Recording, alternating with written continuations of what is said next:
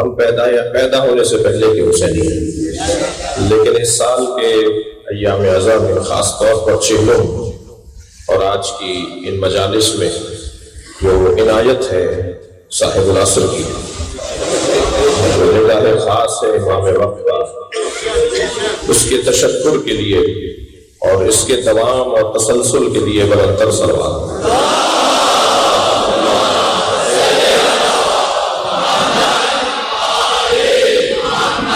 اور آج صاحب العصر کے بابا کا ماتم ہے، لہذا امام کو پرسہ دینے کے لیے ہم سب جمع ہیں۔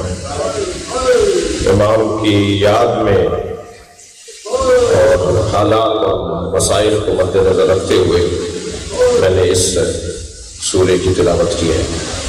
ارشاد ہو رہا ہے والعصر، قسم ہے وقت کی، ان الانسان لفی خسر، انسان خسارے میں ہے۔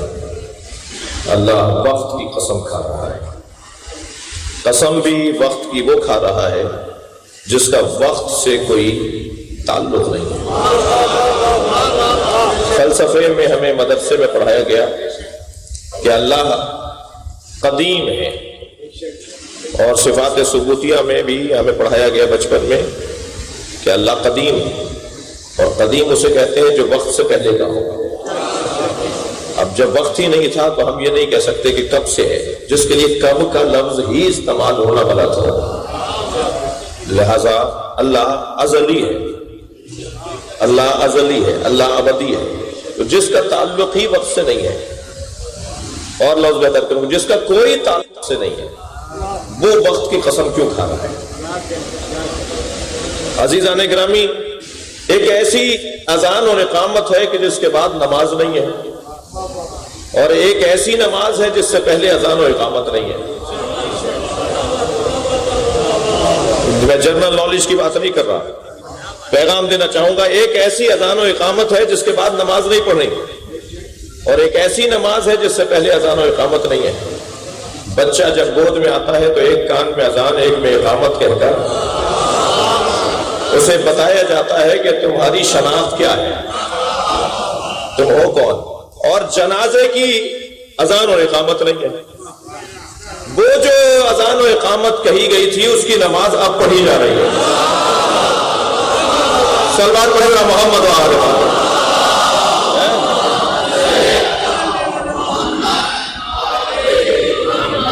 یاد رہے اذان و اقامت کہنے کے بعد اور نماز کی تکبیر کہنے تک کوئی فعل انجام نہیں دیا جا سکتا۔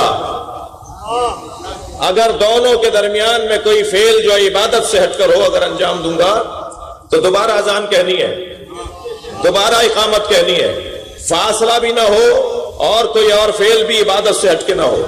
شاید یہی پیغام دیا جا رہا ہے کہ ذرا اپنے اوپر غور کرو، تمہاری زندگی کتنی محدود ہے۔ تم 70 سال کے بعد دنیا سے جا رہے ہو، مگر یہ زندگی اتنی ہی محدود ہے جتنی اقامت میں اور تکبیرۃ الاحرام میں فاصلہ ہوتا ہے۔ اور یاد رہے کہ اس درمیان تمہیں کچھ اور کرنا نہیں ہے، تمہیں وہی کچھ کرنا ہے جو وہ چاہتا ہے جس کے تم نے تکبیر کہی ہے۔ میرے مولا علی سے کسی نے پوچھا، مولا نماز میں قیام ایک ہے، رکوع ایک ہے، سجدے دو کیوں ہیں؟ ہر رکعت میں قیام ایک، رکوع ایک، سجدے دو کیوں ہیں؟ امام نے فرمایا تم نے قرآن کی آیت نہیں پڑھی، منہا خلقناکم وفیہا نعیدکم، تم اسی مٹی سے بنے ہو اور اسی مٹی میں واپس جاؤ گے۔ پہلا سجدہ آیت کا پہلا حصہ ہے منہا خلقناکم، تم اس مٹی سے بنے ہو، وفیہا نعیدکم، اور اسی مٹی میں واپس جاؤ گے۔ صاحبان دقت بیٹھے، ایک جملہ کہہ کے آگے گزروں گا۔ عزیزان گرامی، پہلے سجدے اور دوسرے سجدے کے درمیان مختصر سا قیام ہے جسے زندگی کہا جاتا ہے، اور یہ استغفار پر مشتمل ہے۔ ایک کو ختم کرو، ایک صلوات پڑھیں گے محمد و آل محمد۔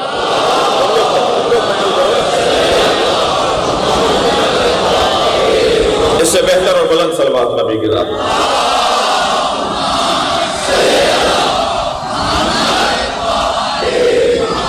ایک اور بہتر صلوات نبی کی ذات۔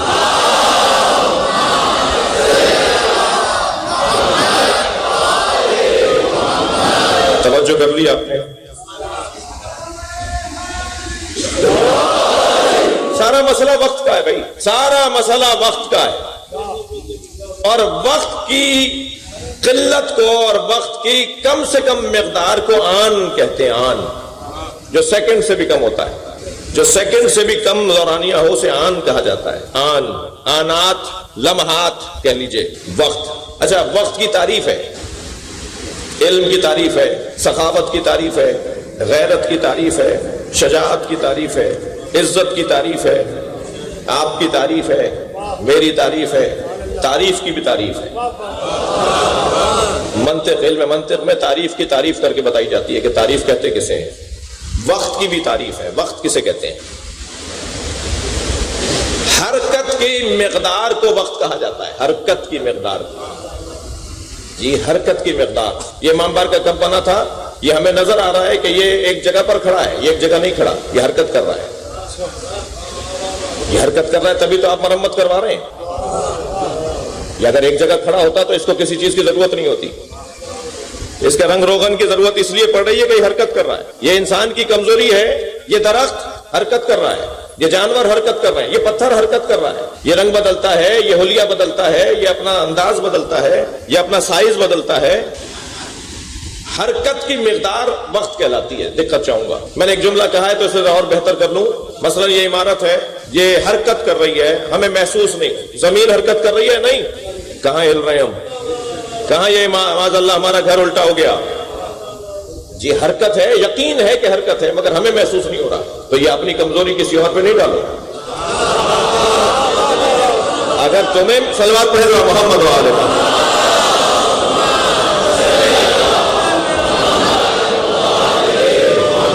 اگر مجھے محسوس نہیں ہو رہا تو اس کا یہ مطلب نہیں ہے کہ وہ چیز نہیں ہے۔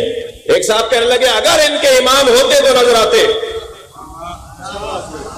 تو پہلے تم اپنی ذرا محاسبہ کرو، تمہاری آنکھیں اس قابل نہیں ہیں جو دیکھ سکیں۔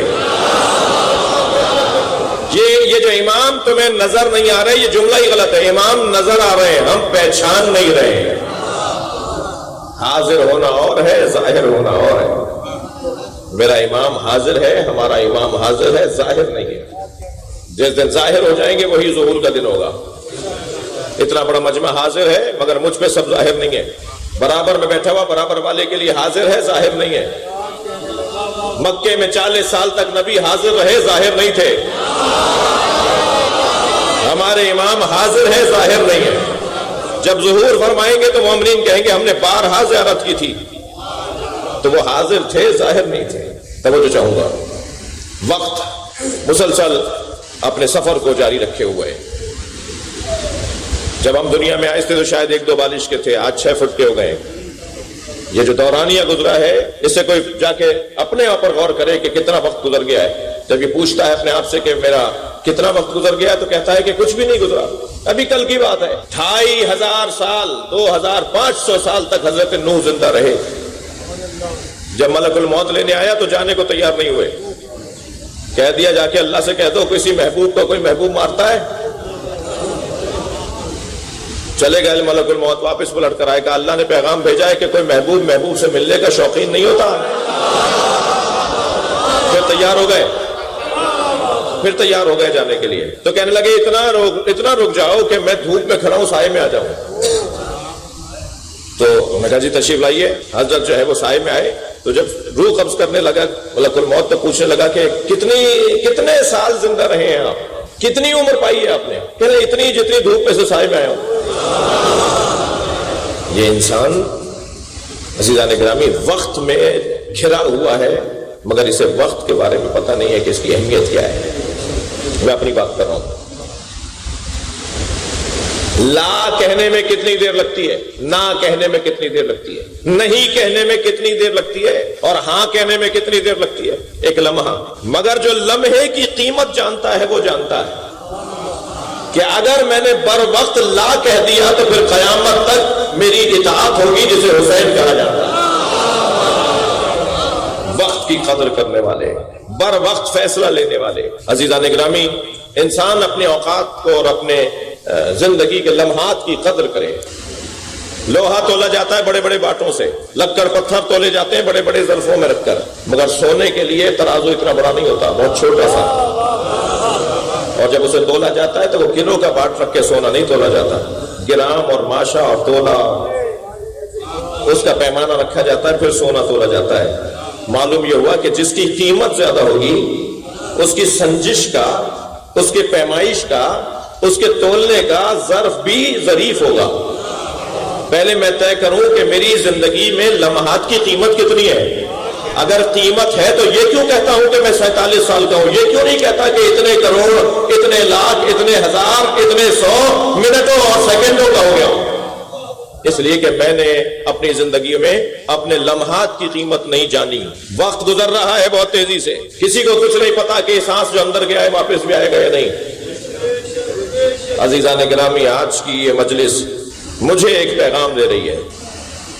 غروب آفتاب میں چند گھنٹے ہی رہ گئے، اس کے بعد جشن اور خوشی اور محافل کا انعقاد ہوگا۔ کلاس میں استاد جب شاگرد کا نام پکارتا ہے تو وہ کہتا ہے میں حاضر ہوں، یس سر میں حاضر ہوں۔ تو اب یس سر کہہ کے چھٹی نہیں ہوگی،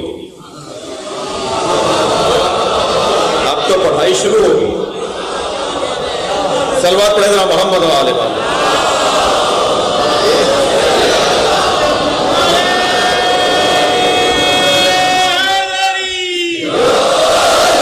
سال میں 12 مہینے میں 2 مہینے 8 دن، 2 مہینے 8 دن ایسا ہی ہے جیسے ہماری حاضری لگوائی گئی ہو۔ اب سال بھر پڑھائی ہونی ہے۔ یہ امام حسین رخصت نہیں ہو رہے، یہ یوم ودا نہیں ہے۔ جواب دیجئے ان نامعرفت رکھنے والے غیر ناہنجار لوگوں کو اور ان لوگوں کو جنہوں نے کربلا کا فلسفہ سمجھا نہیں ہے۔ یہ 2.25 مہینے ہم نے مشق کی ہے کہ ہم سال بھر بھی ایسے رہ سکتے ہیں، اور کام تو اب شروع ہوا ہے، گفتگو تو اب شروع ہوئی ہے۔ لہذا یاد رہے کہ یہ آج کا دن امام حسین کو ودا کہنے کا، ہاں ایام عزا کا اختتام ہے۔ ظاہر ہے ہمیں زندہ رہنا ہے تو خوشیاں بھی ہیں زندگی میں، غمیاں بھی ہیں، تو ہمیں خوشیاں بھی منانی ہیں، مگر وہ جو خوشی ہم منائیں گے نا کچھ دنوں میں، وہ حسین سے ہٹ کر نہیں ہوگی، وہ کربلا کے فلسفے سے ہٹ کر نہیں ہوگی۔ ایسا نہیں ہوگا کہ ہماری خوشیوں میں ہم وہ کربلا والوں کو بھول جائیں گے۔ ہم تو اپنے بچے کو بھی جب صحرا باندھ رہے ہوتے ہیں تو پہلے علی اکبر کے مصائب پڑھتے ہیں جی۔ لہذا اب شروع ہوا ہے سلسلہ، کام آگے بڑھے گا۔ طے کرنا ہے مجھے کہ میں نے کیا پایا، کھویا تو کچھ بھی نہیں ہے۔ یہ جملہ نہیں بولوں گا کیا کھویا اور کیا پایا۔ جو فرش عزا پر بیٹھ گیا وہ کھونے نہیں آتا، کچھ بھی نہ لے کر جائے یہ بچہ تہذیب عزا ضرور لے کے جاتا ہے۔ فرش پہ بیٹھنے کی مشق خود ایک تربیت ہے، فرش پہ بیٹھنے کی مشق خود ایک تعلیم ہے۔ کھویا کچھ بھی نہیں ہے ہم نے، مگر پانے کے حوالے سے میں بچوں اور جوانوں سے بات کر رہا ہوں۔ بزرگ کچھ دیر کے لیے مجھے برداشت کریں، خفا نہ ہو۔ 2 مہینے 8 دن یعنی 68 دن، 68 دنوں میں 68 مجلسیں تو سنی، 68 مجلسوں میں 68 باتیں تو یاد ہوں گی۔ اگر 68 باتیں بھی مجھے یاد نہیں رہی تو پھر میں سوچوں کہ میں نے کیا کرنا تھا جو مجھے یاد رہتی۔ معصوم فرماتے ہیں قید العلم بالکتاب، اپنے علم کو لکھ کر مقید کر لو۔ علم وحشی ہے، یہ بھاگ جائے گا، پنجرہ بناؤ، اپنے علم کو پنجرے میں رکھو، اور علم کا پنجرہ ہے لکھنا۔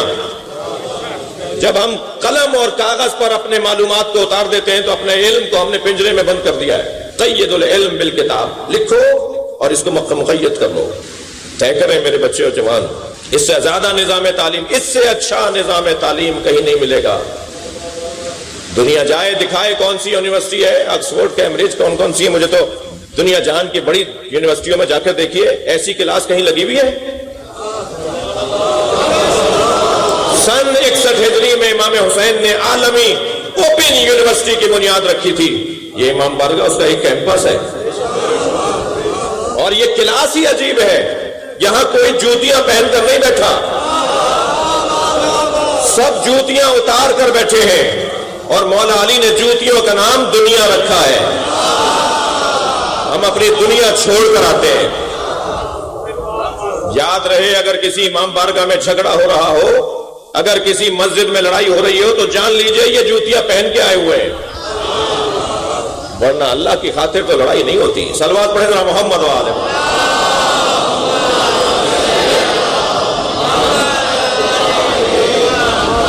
اور عزیزان گرامی، کرم کیا ہے اللہ نے ہمارے اوپر، اہل بیت کے نوکروں میں ہمیں آبرو ہماری بڑھائی ہے. میں تو ان لوگوں کا شکریہ ادا کرتا ہوں جنہوں نے کراچی کے روڈوں پر ہمیں گالیاں دیں. گالیاں دے کے کم سے کم ہمیں ایک تسلی ہو گئی کہ ہم بھی علی کے مریدوں میں ہیں. اور ہم نے پاکستان کی امنیت کی خاطر، پاکستان میں امن و امان کی خاطر پوری ملت نے اپنا جو رویہ پیش کیا وہ ایک تاریخ رقم ہو گئی ہے. سلام ہو آپ سب پر، دعائیں ہیں آپ سب کے لیے. اور میں ان عزاداروں کے ہاتھوں کا دس بوس ہوں، ہاتھ چوم رہا ہوں اپنے تصور میں. آپ کا مقام بہت بلند ہے، عزت رکھ لی ہے. بتایا ہے کہ ہماری مجلسوں میں کیا سمجھایا جاتا ہے. روڈ پر وہ بھی تھے، روڈ پر آپ بھی تھے، مگر دونوں نے بتا دیا کہ انہیں پڑھایا کیا جاتا ہے. اور اس مزاج کو اب مسلسل رکھنا ہے، اس عادت کو اب مکمل رکھنا ہے اور بہتری کی طرف جانا ہے. ایام عزا بے عنوان ایام عزا کو رخصت کریں گے. میرے مولا فرماتے ہیں من بکا علی الحسین او ابکا او تباکا وجبت لہ الجنہ. جو حسین پر روئے یا رلائے یا رونے کا ماحول بنائے. میں ترجمہ نہیں کرتا، رونے کی شکل بنائے. جب ہم ترجمہ کریں گے رونے کی شکل بنائے تو پھر یہ والی شکل ذہن میں آتی ہے، چہرہ. وہ تو پہلے فرما دیا نا، جو روئے، کہہ تو دیا کہ جو روئے، جو رلائے. جو رونے کا ماحول بنائے یعنی بانی مجلس عزا، یعنی انتظام اور اہتمام کرنے والا امام بارگاہ کی انتظامیہ، جو فرش بچھائے، جو مائک لگائے، جو عزاداروں کو بیٹھنے اور ان کے آنے اور ان کے مجلس میں بیٹھنے کے انتظامات کرے، جو رونے کا ماحول بنائے، جی اس کے اوپر جنت واجب ہے. بعض لوگ کہتے ہیں کہ مولانا رونا ہدف تو نہیں ہے. میں نے کہا، میں ایک صاحب مجھ سے کہنے لگے مولانا کہیں آپ نے کہا ہے کہ رونا ہدف ہے، رونا مقصد ہے، تو ہم رونے کے لیے پیدا ہوئے ہیں. میں نے کہا بھائی میں اتنا بڑا عالم نہیں ہوں جتنے بڑے تم عالم ہو. جی میں تمہاری باتوں کو سمجھنے کے لیے مجھے کہیں پہلے تعلیم حاصل کرنی پڑے گی. ذرا سمجھو فلسفہ عزا کو، ذرا محسوس کرو فلسفہ عزاداری کو. یہ رونا انسان کے دل کو نرم کرنے کی بہترین مشق ہے، اور سارا مسئلہ ہی دل کی نرمی کا ہے. دل نرم ہوگا تو عبادت اچھی ہوگی، دل نرم ہوگا تو انسانیت ہوگی، دل نرم ہوگا تو حقوق کی ادائیگی ہوگی. یہ جو بھائی بہنوں کا حق کھا رہے ہیں، جانے دیجئے، یہ جو بھائی بہنوں کا حق کھا رہے ہیں، یہ دل نرم نہیں ہے نا. یہ جو بھائی بھائی پر مقدمہ کر رہا ہے، یہ کیوں ہے؟ دل نرم نہیں ہے نا. یہ جو ماں باپ کی توہین جوان کر رہا ہے، یہ کیوں ہے؟ دل نرم نہیں ہے نا. آپ جتنے بھی مسائل کی جڑ پر جائیے، ایک ہی جڑ بنے گی، دل سخت ہو گیا ہے. کیا کریں کہ دل نرم ہو جائے؟ بھائی ایک بنیاد ٹھیک کر دو، عمارت خود ٹھیک ہوتی چلی جائے گی. بنیاد اچھی کر دو، عمارتیں خود ٹھیک ہوتی چلی جائیں گی. یہ ایسے ہی نہیں فرما دیا جو حسین پہ روئے اس پہ جنت واجب ہے. تمہیں رلایا جا رہا ہے، ہمیں رلایا جا رہا ہے تاکہ دل نرم ہو جائے، معاشرے کے فساد ختم ہو جائے. صلوات پڑھیں گے محمد و آل محمد.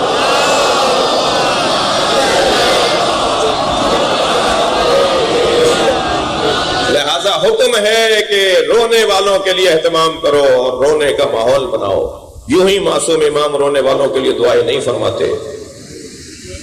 میرے مولا نے دیکھا کہ عزاداری میں، مولا کے ذکر میں، امام حسین کے ذکر میں لوگ بلند آواز سے رو رہے تھے. مولا نے روتے ہوئے اپنے ہاتھوں کو اٹھا لیا اور دعا کی، یا اللہ یہ ہمارے عمل کو زندہ کر رہے ہیں، یہ اپنے بلند آوازوں سے ہماری طرف لوگوں کو متوجہ کر رہے ہیں. اور سارا مسئلہ یہ ہے کہ اہل بیت کی طرف متوجہ کر دیا جائے. جب ان کی طرف متوجہ ہو جائیں گے تو ساری خوبیوں کی طرف متوجہ ہو جائیں گے، سارے کمالات کی طرف متوجہ ہو جائیں گے اگر اہل بیت کی طرف متوجہ ہو گئے. من بکا، جو حسین پہ روئے، اور آپ کا جو رلائے، روئے یعنی عزادار، آپ سامع، رلائے یعنی میں ذاکر خطیب، جو رونے کا ماحول بنائے یعنی بانی، ترتیب میں آپ کی فضیلت مجھ سے زیادہ ہے، مجھ ذاکر سے اور مجھ خطیب سے، مجھ سوز خان، مجھ نوحہ خان سے آپ کی فضیلت زیادہ ہے، اس لیے کہ آپ میرے محتاج نہیں ہیں، میں تو آپ کا محتاج ہوں، کہ آپ ہوں گے تو میں پڑھوں گا، لیکن میں نہیں ہوا تو آپ محتاج نہیں ہیں۔ آپ کوئی نوحے کی کتاب کھول کر، کوئی مرثیہ کی کتاب کھول کر اکیلے بیٹھ کر بھی حسین پہ رو سکتے ہیں، آپ میرے محتاج نہیں ہیں، لہذا آپ کا مقام بہت بلند ہے۔ آج کی مجلس ایسی ہی رہے گی۔ آپ کا مقام بلند کیوں ہے؟ ایک اور دلیل دوں، آپ کا مقام اس لیے بلند ہے، امام سجاد آپ کے درمیان آ کے بیٹھتے ہیں،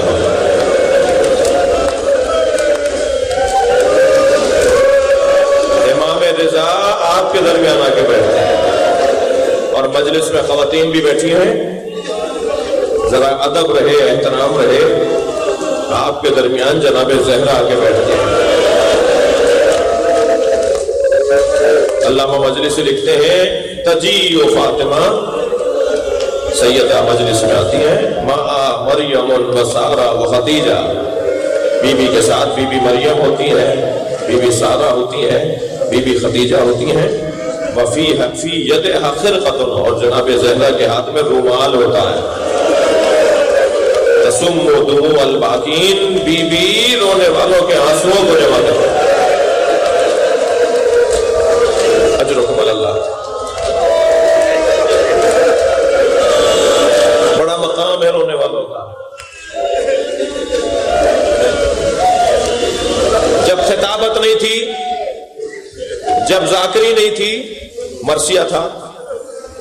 آئمہ کے زمانے سے کیا پڑھا جاتا تھا مجلس میں؟ مرثیہ، شاعر مرثیہ کہہ کے لاتا تھا، امام کی خدمت میں مرثیہ سناتا تھا۔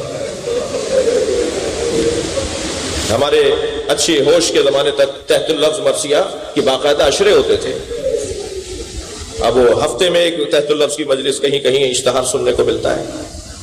مرثیہ سے مرثیہ نے یہاں تک مجلس پہنچائی۔ جب تک مرثیہ رہا، شعر و ادب رہا، میری قوم میں بگاڑ نہیں آیا، اور جب نثری خطابت شروع ہوئی تو جہاں اس کے مثبت فائدے سامنے آئے، مثبت نتیجے سامنے آئے، قوم و ملت کی تربیت کے پہلو سامنے آئے، وہاں اس کے منفی پہلوؤں نے بھی ہمیں خوب شرمندہ کیا ہے۔ میں یہاں بیٹھنے کے بعد مائک پر بولتے ہوئے بھول جاتا ہوں کہ بیٹھنے سے پہلے میں نے قربتاً اللہ کی نیت کی تھی۔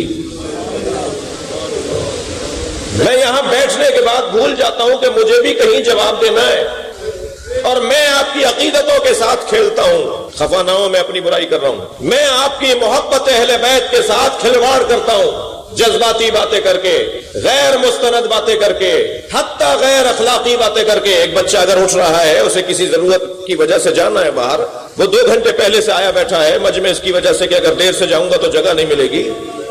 اب میں تو پہنچا ہوں، ظاہر ہے یہ کیفیت اکثر ہوتی ہے، ہم سے پہلے 4 آدمی پڑھ چکے ہیں، وہ 2 گھنٹے سے بیٹھا ہے، مزید مجھے 1 گھنٹہ پڑھنا ہے، اسے کوئی ضرورت پیش آئی، وہ جاننا چاہتا ہے، میں مجمع میں اسے ڈانٹتا ہوں بیٹھ جاؤں۔ اگر اس وقت مجلس میں 2000 آدمی ہے تو 2000 آدمیوں کے سامنے میں نے ذلیل کیا ہے، معافی بھی 2000 کے سامنے مانگ سکوں گا؟ کیا اپنی گردن پہ بوجھ لے کے جا رہا ہوں؟ کیا مصیبت اپنی گردن پہ ڈال کے جا رہا ہوں؟ یہ کل قیامت میں کہے گا 2000 کے سامنے معافی مانگو تو معاف کروں گا، میں کہاں قیامت میں آپ لوگوں کو ڈھونڈوں گا کہ آؤ میں تمہارے سامنے اس سے معافی مانگوں؟ اللہ اکبر۔ میں مائک ہاتھ میں لینے کے بعد سمجھتا ہوں کہ میں جو چاہوں بول دوں، اور پھر پوری قوم پشیمانیاں اور پریشانیوں کا سامنا کرتی ہے۔ لہذا مجھ ذاکر کو، مجھ خطیب کو اپنا احتساب کرنا ہوگا۔ وقت گزر گیا عزیزو، بہت عیش کر لیے، میں اپنے آپ سے بات کر رہا ہوں، بہت جو جی میں آیا بول دیا۔ اللہ سے تو میں اتنا نہیں ڈرا جتنا صاحب کرائم سے ڈروں گا، اللہ سے تو میں اتنا نہیں ڈرا جتنا اداروں سے ڈروں گا۔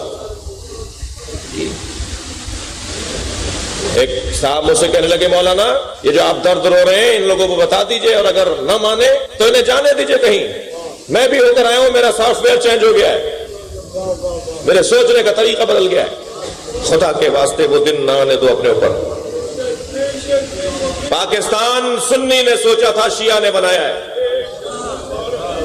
یہاں آپ اور لوگوں کے ساتھ رہتے ہیں. مجلس میں مائک پر بیٹھنے کے بعد, جلوس میں آنے کے بعد, کسی کی مسجد دیکھنے کے بعد اچھل اچھل کے نعرے لگانا, بعد میں جب مسائل آئے ہو تو منہ سے جھاگ نکلے. ادھر ادھر ہوتے نظر آؤ. مرد ہو تو وہاں بھی وہی بات کرو جو یہاں کر رہے ہو, اور اگر تم نے حق اور سچ بات کی ہے تو پھر پریشانیوں کے لیے تیار ہو. مجھے تو تعجب ہوتا ہے, لمبی لمبی باتیں کرتے ہیں اور جب چھوٹی سی غیر جس کی کوئی حیثیت نہیں ہے ایف آئی آر کٹتی ہے تو پریشان ہوتے ہیں. مولانا ایف آئی آر کرو, کیا قیامت آ گئی ایف آئی آر کٹ گئی؟ قربانیوں کا رستہ ہے, جانیں دینی ہے, مال لٹانا ہے, ایف آئی آر سے ڈر رہے ہو؟ ہم آئے ربیع الاول کے اختتام تک دیکھیں گے جو ایف آئی آریں پورے پاکستان میں ہمارے اوپر کٹی ہیں مشی کے حوالے سے. اور مشی ہم نے بے عنوان مشی نہیں کی. جب ہم نے کہا کہ مرکزی جلوسوں میں سب شریک ہو تو چھوٹے علاقوں سے, مثال کے طور پہ ببرلو سے اگر مرکزی جلوس میں کوئی شریک ہونے جائے گا تو سکھر جائے گا نا. مثال کے طور پر کوئی فرض کیجئے 60 میل سے اگر کوئی جلوس میں جائے گا تو نوابشاہ آئے گا نا. اب جو 4000 آدمی اپنے گاؤں سے آ رہے ہیں مجلس میں جلوس میں شریک ہونے, کہاں بسیں کریں, کتنی سواریاں کر سکیں گے؟ وہ پیدل چل رہے ہیں. میں ابھی اس مجلس میں آ رہا تھا, روڈ پہ بہت لوگ پیدل چل رہے تھے, سب نے NOC لی بھی ہے.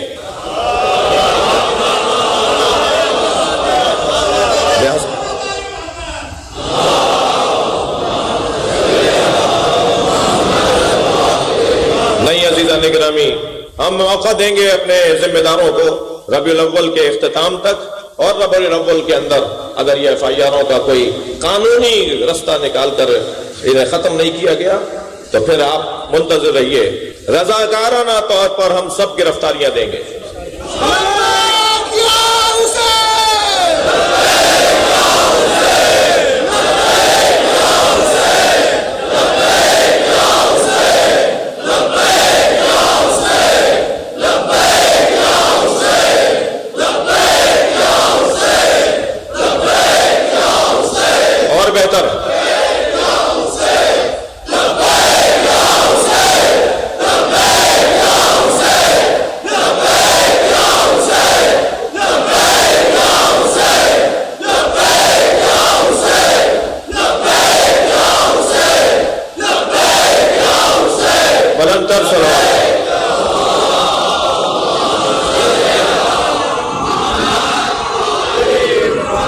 جب میں نے کہا ہے نا ہم سب دیں گے تو سب سے پہلا نام شہنشاہ حسین نقوی کا ہوگا, پیچھے نہیں ہٹیں گے.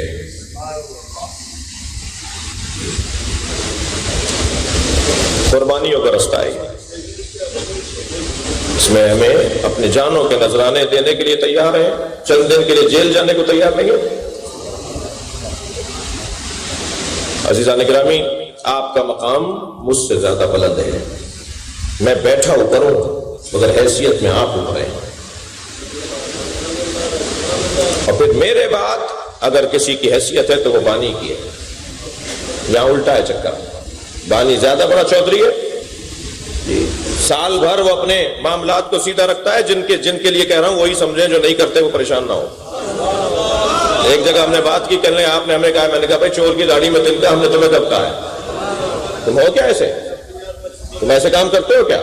نہیں عزیزان گرامی, خلوص اور سچائی کے ایک چیز مشترکہ مجھے, آپ کو مجھے اور بانی کو اپنانی ہے مشترکہ طور پر, اور وہ ہے خلوص نیت. لالچ چھوڑ دیں, پیسے کی خاطر نہ مجلس پڑھیں نہ مجلس کروائیں, کسی بھی مادی مطلب کی خاطر مجلس میں نہ آئیں جی. لالچ کو ختم کرنا ہے, مادی طلب کو ختم کرنا ہے. مجھے جب کوئی بتاتا ہے تو میرے تو رونگٹے کھڑے ہوتے ہیں کہ ایسا بھی ہوتا ہے کہ نیاز کے بارے میں کوئی بات ہوتی ہے, نہ ملنے پر کوئی پریشانی ہوتی ہے. میں کہتا ہوں مجھے تو یقین نہیں آتا, کون لوگ ایسا کرتے ہیں, کوئی ایسا بھی کر سکتا ہے؟ عزیزان گرامی, جہاں مطلب ہی حسین کے علاوہ ہو, مقصد ہی کچھ اور ہو, وہاں برکت کیسے ہوگی؟ یہ تو حسین کا کرم ہے کہ اس حال میں بھی ہماری عزت بڑی ہے. ذرا میں اپنا حال اچھا کر لوں تو کہاں تک قصہ پہنچے گا. وہ مولا جانتے ہیں۔ امیر مینائی کی زمین میں امام کی شان میں ایک غزل کہی ہے، چند مصرے اس کو سن لیجئے جو میرے مضمون میں ہے۔ چشمے سرمے طور لگا، سرمے طور لگا دیدے تر پیدا کر، سرمے طور لگا دیدے تر پیدا کر، شوق دیدار اگر ہے تو نظر پیدا کر۔ اور مل گیا، اور زینے منبر شبیر سے بڑھ کر کیا ہے؟ زینے منبر شبیر سے بڑھ کر کیا ہے؟ مل گیا تجھ کو شرف، اس پہ نہ شر پیدا کر۔ صلوات پڑھیں گے محمد و آل محمد۔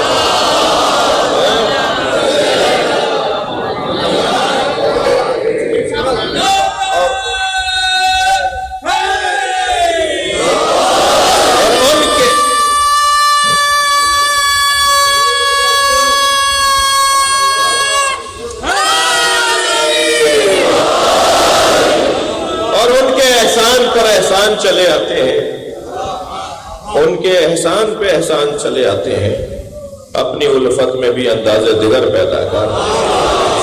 اور ساحل عشق پہ رک جانے سے حاصل کیا ہے؟ ساحل عشق پہ رک جانے سے حاصل کیا ہے؟ ڈوب کر پار اترنے کا ہنر پیدا کر۔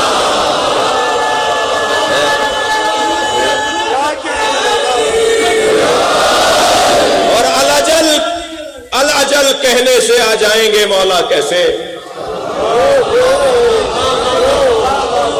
الاجل کہنے سے آ جائیں گے مولا کیسے؟ اپنے مولا کے ذرا دل میں تو گھر پیدا کر۔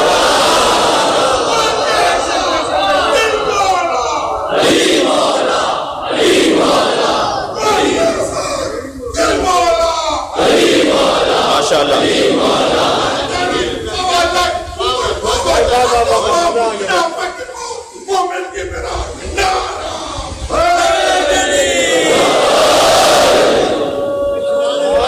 دل گرفتہ ہے اگر ظلم و ستم سے عاصی، دل گرفتہ ہے اگر ظلم و ستم سے عاصی، خانقاہی سے نکلنے کا جگر پیدا کر۔ یہ آج 8 ربیع الاول نہیں ہے، آئندہ ایام ازاں آنے تک کا لاہ عمل ہے۔ سال بھر مجھے کرنا کیا ہے؟ سال بھر مجھے کرنا کیا ہے؟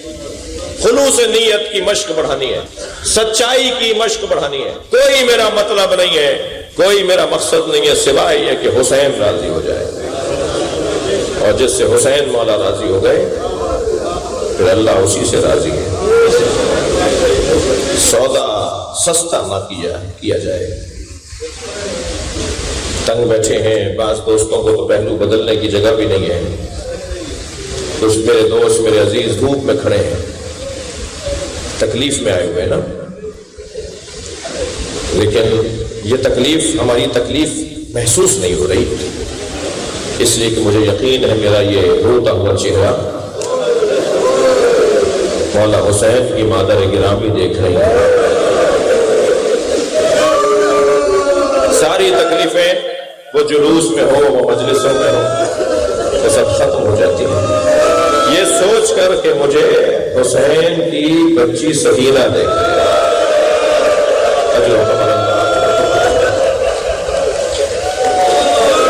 میری ساری صعوبتیں ختم ہو جاتی ہیں جب میں یہ سوچتا ہوں کہ مجھے امام زمانہ دیکھ رہے ہیں۔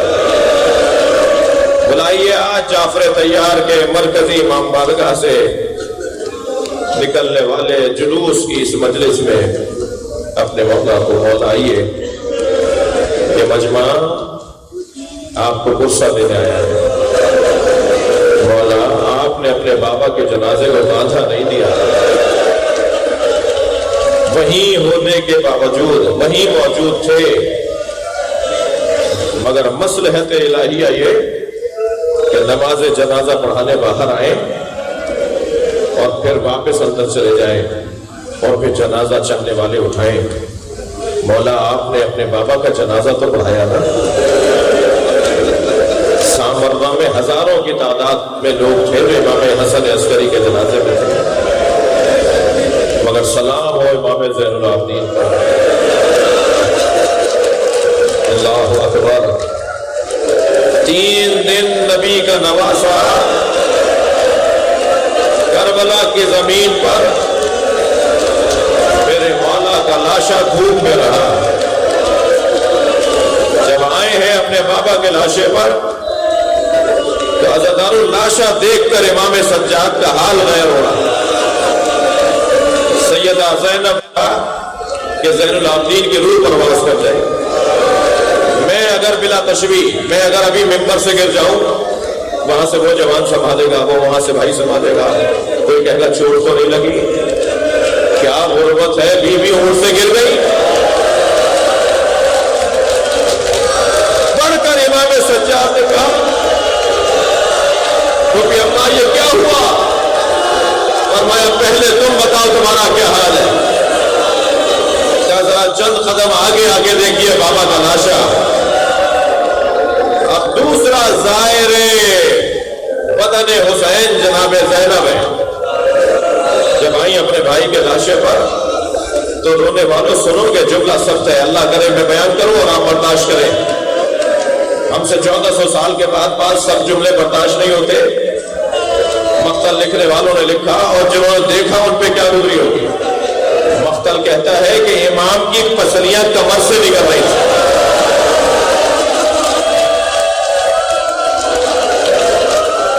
जनाबे ज़ैनब से पहचाना नहीं गया। फरमाया अंत आखी ज़ैनब, या तुम ही ज़ैनब के भाई हुसैन हो? और फिर मदीने की तरफ रुख करके कहा सल्लल्लाहु अलैहि या रसूलल्लाह अलैहि सलाम। ऐ नाना, आसमान के फरिश्ते आप पर सलाम भेजते हैं। हाज़ा हुसैन, ये है वो आपका हुसैन जिसे दोष पर बिठाते थे, जिसे ज़बान चुसाते थे, जिसका रोना आपको बर्दाश्त नहीं था, जिसकी भूख और प्यास आपको बर्दाश्त नहीं थी।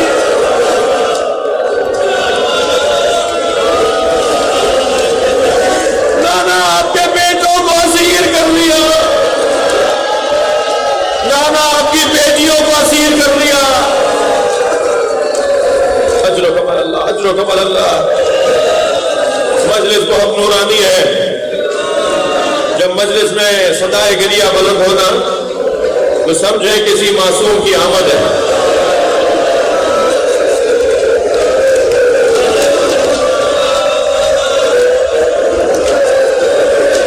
अजरो कमल अल्लाह।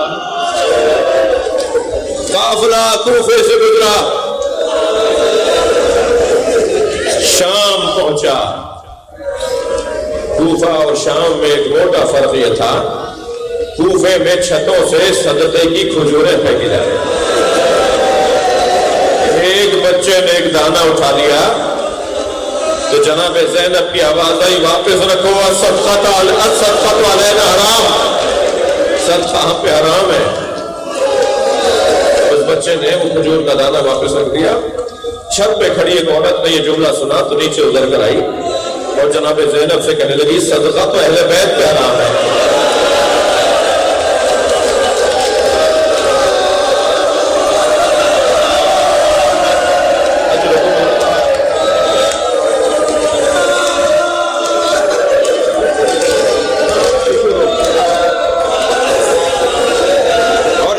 जब ये काफिला पहुंचा तो अज़ादारों, शाम में और कूफे में फर्क ये था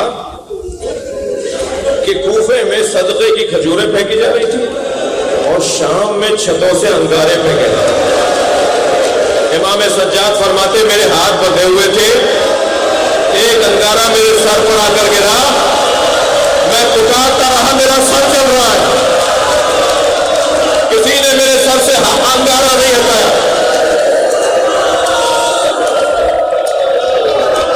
अजरो कमल अल्लाह, अजरो कमल अल्लाह।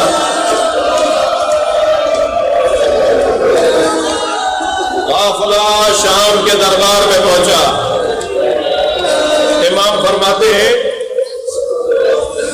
यजीद कुर्सी पर बैठा था, हमें रस्सियों में बांध कर दरबार में खड़ा किया गया। یزید کے سامنے ایک تشت لا کے رکھا گیا، اس کا رومال ہٹایا تو میرے بابا حسین کا سر تھا۔ فرماتے ہیں یزید کے ہاتھ میں ایک چھڑی تھی، وہ میرے بابا کے لبوں پہ لگا رہا تھا۔ ایک صحابی وہاں موجود تھے، صحابی رسول، وہ کھڑے ہو گئے، کہنے لگے یزید میں نے اپنی آنکھوں سے نبی کو ان لبوں پہ بوسہ دیتے دیکھا ہے۔ عزادارو اس صحابی کو دربار سے نکال دیا گیا،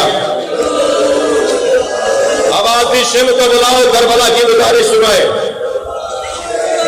شمر نے گزارش سناتے ہوئے کہا ہے امیر، ہم نے حسین کے اصحاب کو مارا، ہم نے حسین کے جوانوں کو مارا، اور جب سب کو مار دیا تو ہم نے حسین کے 6 مہینے کے بچے کو مارا، اور جب حسین کے بچوں کو بھی مار دیا پھر ہم نے حسین کو کربلا میں گھیر کے مارا۔ جیسے ہی شمر نے کہا نا کہ ہم نے حسین کو کربلا میں گھیر کے مارا، تو بیویوں کے حلقے سے جناب زینب کی آواز ہے۔ آواز یہ تھی اس وقت ایھا الکاذب ابن الکاذب، خاموش، جھوٹے اور جھوٹے کی اولاد۔ سب نے مڑ کر دیکھا یہ کون ہے؟ بتایا یہ حسین کی بہن زینب ہے۔ لوگوں نے کہا زینب کو بولنے کا موقع دیا جائے۔ بی بی کو باہر لانے کے لیے سپاہی بڑھے، جناب فضہ سامنے آ گئی، خبردار کوئی زینب کو ہاتھ نہ لگائے۔ تو جناب فضہ کو ایک تعزیانہ مارا گیا۔ بی بی نے دوسرا تعزیانہ لگنے سے پہلے حبشی غلاموں کو خطاب کیا، تمہاری غیرت کو کیا ہو گیا؟ تمہارے قبیلے کی عورت کو مارا جا رہا ہے۔ تلواریں نکلنا شروع ہو گئی۔ آواز دی یزید ہمارے قبیلے کی عورت پر کوئی ہاتھ نہ اٹھائے۔ بولیے جناب زینب نے نانا کو سلام کیا۔ نانا کہاں کہاں یاد کروں، بھرے دربار میں کوئی نہیں۔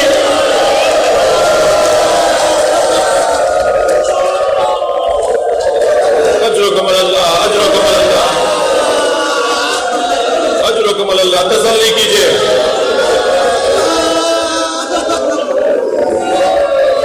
آواز دی زینب وہیں سے خطاب کرو، کیا کہنا چاہتی ہو؟ میری بی بی نے خطاب کیا اور اس خطاب میں ایک جملہ یہ فرمایا، یہ جھوٹ بول رہا ہے، ان اخر حسین لا یترک فی الکوفہ الا وفیہا باقٍ و باقیہ۔ یہ جھوٹ بول رہا ہے، میرے بھائی حسین نے، میرے پیاسے بھائی حسین نے کوفے میں کوئی گھر نہیں چھوڑا جہاں میت نہ بھیجی ہو۔ جو حسین کو مارنے آئے تھے ہر گھر میں ایک جنازہ میرے بھائی نے بھیجا ہے۔ سب نے کہا شمر یہ کیا کہہ رہی ہے؟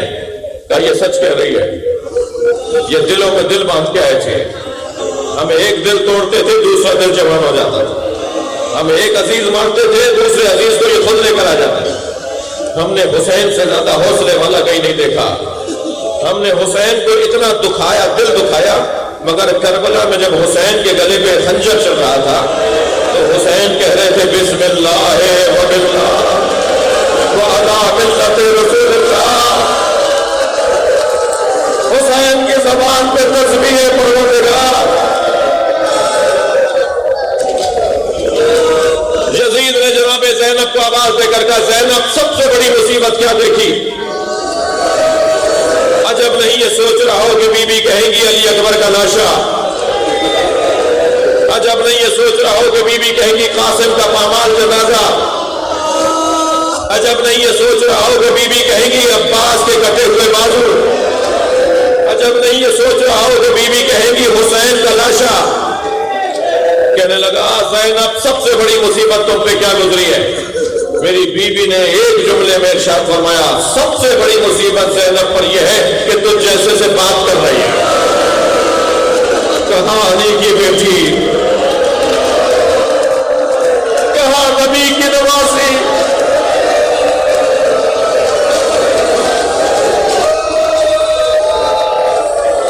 قافلہ زندان شام میں آ گیا۔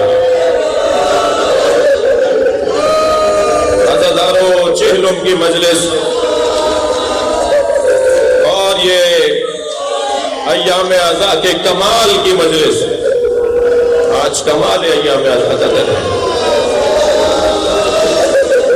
میں نے جہاں بھی دنیا میں پڑھی ہے ان مجلسوں میں گریہ زیادہ ہوتا ہے. ان مجلسوں کے گریے کا رنگ ہی کچھ اور ہے. میں سوچ رہا تھا کہ آخر چہلوں اور ان ایام کی مجلسوں میں گریہ زیادہ کیوں ہوتا ہے.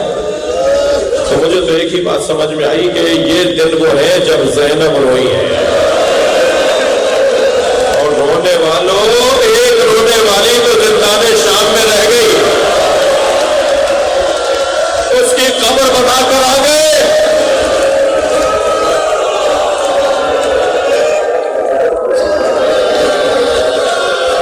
اجرکم اللہ، اجرکم اللہ.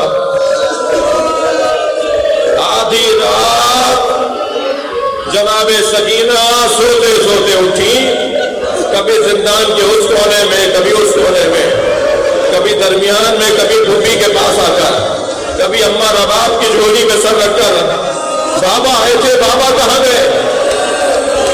ابھی بابا یہیں تھے، مجھ سے کہہ رہے تھے تمہیں لینے آیا ہوں. اماں میں تو بابا کے ساتھ جاؤں گی، بابا مجھے لے جاؤ، بابا میں تمہارے ساتھ جاؤں گی.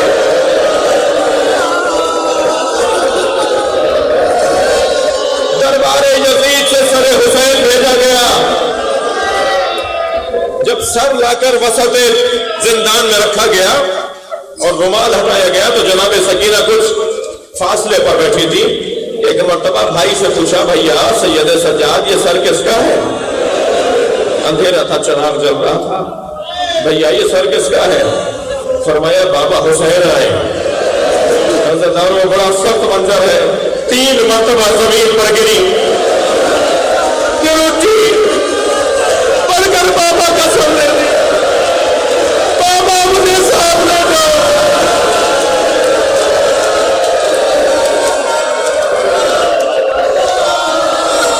بابا یاد کے رخساروں پر خون کس کا؟ بابا یاد کی رگیں کس نے کاٹی؟ بابا میرے گوشت نے چھین لیے. بچی نے بابا کے منہ پہ منہ رکھ دیا.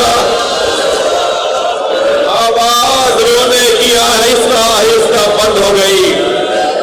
امام سجاد کی آواز آئی، اماں رباب کو سنبھالو. انا للہ.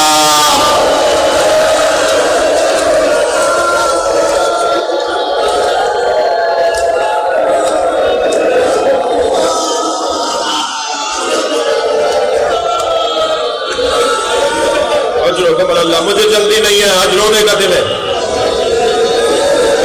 اجرکم اللہ، اجرکم اللہ.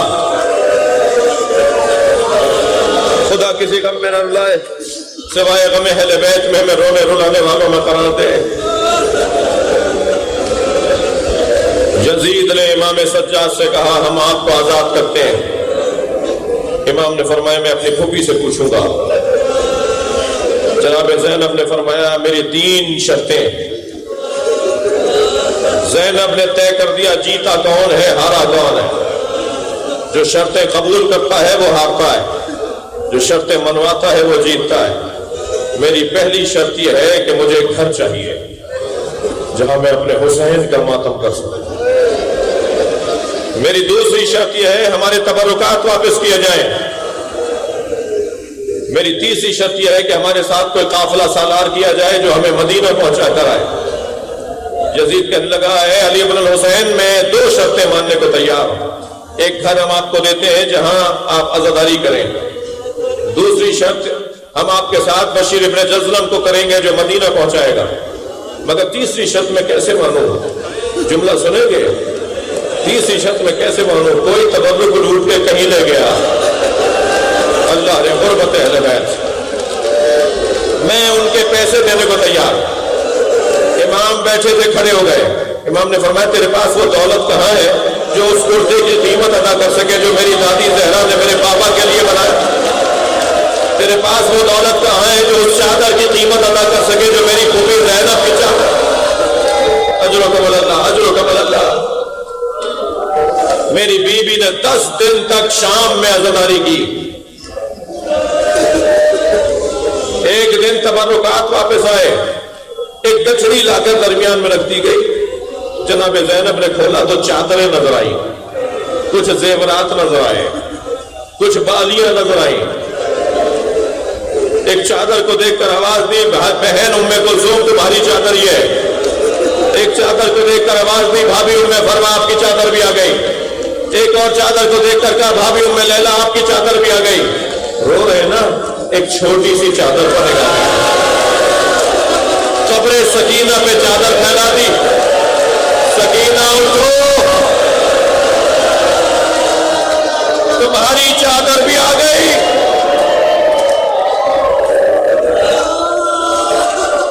ہماریاں لاگے کھڑی کی گئی۔ جناب زینب نے دیکھا تو محملوں پہ رنگین کپڑے لگے ہوئے تھے، چادریں رنگین کپڑوں کی تھیں۔ فرمایا زین العابدین میں ان سواریوں میں نہیں بیٹھوں گی، انہیں کالے کپڑوں میں تبدیل کرواؤ۔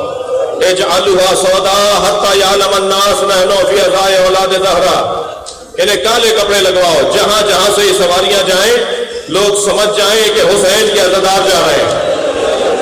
امام سجاد نے ہماریوں کے کپڑے چادریں کالی کروائیں، کالے کپڑوں سے ہماریوں کو آمادہ کیا گیا۔ امام نے فرمایا پھوپھی اماں سواریاں تیار ہے، سب بیویوں کو بٹھائیے۔ جب بیویاں بیٹھنے لگی تو امام سجاد سے آواز دے کر کہا، جناب زینب نے، زین العابدین بھابھی رباب نظر نہیں آ رہے۔ فرمایا اماں مجھے پتا ہے میری ماں کہاں ہے۔ عزاداروں آگے آگے امام سجاد، پیچھے پیچھے بیویاں۔ امام سجاد نے زندان شام میں قدم رکھا، کیا دیکھا جیسے کوئی ماں اپنے بچے کو گلے لگائے ہو، ایسے قبر سکینہ کو سینے سے لگایا ہو اور آواز دے رہی ہے سکینہ اٹھو کافرہ جا رہا ہے۔ عزاداروں چلتے ہوئے خیمے سے امام سجاد کا جناب زینب کو باہر لانا کتنا مشکل تھا۔ کوئی اس منظر کو سوچے، خیمہ جل رہا تھا اور بی بی اندر جانا چاہتی تھی اور جلتے ہوئے خیمے کی چوک سے جا کے ٹکراتی تھی، کبھی اپنے کپڑوں سے ہاتھ چھڑاتی تھی، کبھی آگے بڑھتی تھی، اور راوی کہتے ہیں کہ پشت پر امام سجاد کو اٹھا کر لائی۔ جلتے ہوئے خیمے سے امام سجاد کو لانا کتنا مشکل تھا، اس سے زیادہ مشکل تھا قبر سکینہ سے جناب رباب کو اٹھانا۔ وہاں بی بی پلٹ کے چلی جاتی تھی، امام لاتے تھے بی بی پہ چلی جاتی تھی۔ تو جناب زینب نے فرمایا بھابھی چلیے قافلہ تیار ہے۔ تو روتے ہوئے کہنے لگی میرا مدینے میں کون ہے، میرا والی کربلا میں، میری بچی اکیلی ہے۔ اللہ آپ کو جناب سکینہ کی قبر کی زیارت کا شرف عطا کرے۔ جب آپ جائیں گا تو جالی سے قبر کو دیکھیے گا، آج بھی شام کے دیہات کی عورتیں کھلونے ڈالتی ہیں لا کر، گڑیائیں لا کے ڈالتی ہیں اور ایک مرثیہ پڑھتی ہے، تمہاری پھوپھی سے وعدہ کیا تھا تمہاری قبر پہ آتے رہے۔ اجر و کمل اللہ، اجر و کمل اللہ۔ مجلس ہو گئی، قافلہ مدینہ پہنچا۔ بشیر ابن جزلم مدینے میں سنانی سنا رہا، اے اہل یثرب مدینہ رہنے کے قابل نہ رہا۔ امام سجاد کا خیمہ شہر کے باہر لگا ہوا ہے، سن سن کے سارا شہر باہر جانے لگا۔ محمد حنفیہ جب آئے، امام سجاد کو گلے لگا کر جب رونے لگے تو ایک آواز امام سجاد کے برابر سے امام باقر کی آئی، دادا دادا میرے بابا کا بدن دکھا ہوا بابا۔ جناب ام البنین آئی، ہاتھ میں عصا، جیسے ہی خیمے میں داخل ہوئی جناب زینب نے بڑھ کر سلام کیا تو کہنے لگی بی بی ذرا سامنے سے ہٹو، مجھے زینب سے بات کرنی ہے۔ جناب زینب کے ہاتھ پیروں میں ایک مرتبہ گریہ اتاری، آنکھوں سے آنسو جاری، اماں زینب اس قابل نہ رہی۔ بشیر ابن جزرم کہتا ہے جب میں سنانی سنا کر آیا تو امام کے خیمے کے گرد ہزاروں لاکھوں کا مجمع تھا، مجھے رستہ نہیں مل رہا تھا کہ میں امام سے رخصت لے کر چلا جاؤں۔ دور سے امام نے مجھے اشارہ کیا، میں رستے کو بناتا ہوا مجمع کو کاٹتا ہوا امام کی خدمت میں پہنچا۔ امام نے فرمایا میری پھوپھی زینب نے تمہیں دعا دی ہے اور کہا تم نے ہماری بڑی خدمت کی، جہاں ہماری ضرورت ہوتی تھی تو ہمارا روکتے تھے، وسلم نے ہمیں مدینہ پہنچایا ہے، ایک ہدیہ تمہارے لیے میری پھوپھی نے دیا ہے، یہ کہہ کر ایک رومال بشیر ابن جزرم کے ہاتھوں میں رکھ دیا۔ بشیر کہتا ہے وہاں مجمع زیادہ تھا، میں کھول نہیں پایا کہ اس میں کیا ہے۔ کچھ فاصلے پہ جا کے جب میں نے کھولا تو اس میں بیویوں کے زیورات تھے۔ میں کہوں گا سکی